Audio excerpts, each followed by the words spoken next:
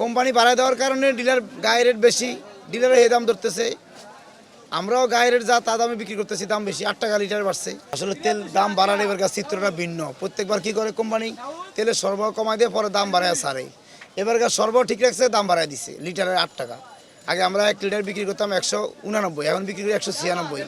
আগে আমরা 2 লিটার বিক্রি করতাম এক সপ্তাহ আগে 375, এখন বিক্রি করি 395। আগে আমরা 5 লিটার বিক্রি করতাম 920, এখন বিক্রি করি 945-50। তবে সরবরাহ কোনো ঘাটতি নাই। এই যে নতুন করে 8 টাকা বাড়াইছে, হঠাৎ তেলের দাম বেশি।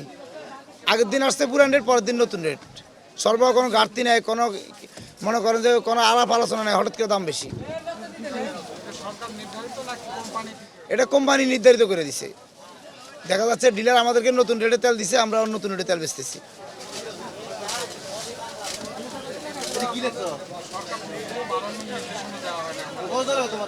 এখন এটা আসলে সবকিছু কোম্পানির কাছে, কোম্পানি যেটা বলবে, কোম্পানি যেটা করবে এটাই হবে।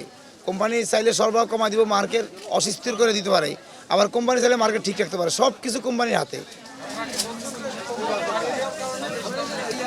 কোম্পানি বাড়ায় দেওয়ার কারণে ডিলার গায়ের রেট বেশি, ডিলারের এই দাম ধরতেছে, আমরাও গায়ের রেট যা তা দামে বিক্রি করতেছি, দাম বেশি, 8 টাকা লিটার বাড়ছে।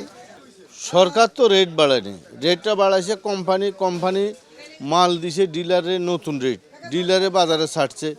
এখন সরকারের রেট না পাইয়া ভোক্তা অধিকার এবং বাণিজ্য মন্ত্রণালয় থেকে ম্যাজিস্ট্রেট বিভিন্ন রকম লোকজন আসছে, দেখছে, দেখা আপনার কোম্পানিদের ডিলারের কিছু জরিমানা করছে এবং বাণিজ্য উপদেষ্টার সাথে যোগাযোগ করছে। উনি বলছে যে আমরা জানি না তেলের দাম বাড়ছে যে।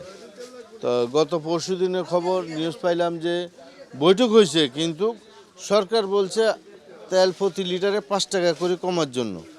তারা কম তো দূরের কথা 8 টাকা বাড়াইছে, এখন ওই না কমানোর জন্য এরা বলছে যে সম্ভব না, এই কারণে আর কোনো হয় নাই।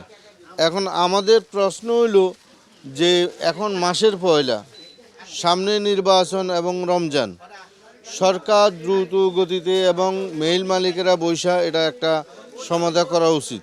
কারণ এখন মাসের পয়লা আপনার 5 লিটার তেল লাগবে, কেউ 2 লিটার লাগবে। এখন বাজারে যদি ওনারা কৃত্রিম সংকট করে গত রমজানের মতন, তাহলে দেশের অস্থিতিশীল অবস্থা বিরাজ করবে। এখনই জরুরিভাবে বৈঠকটা কইরা একটা সমঝোতা করে নির্ধারণ করে দেওয়াটা উচিত আমি মনে করি।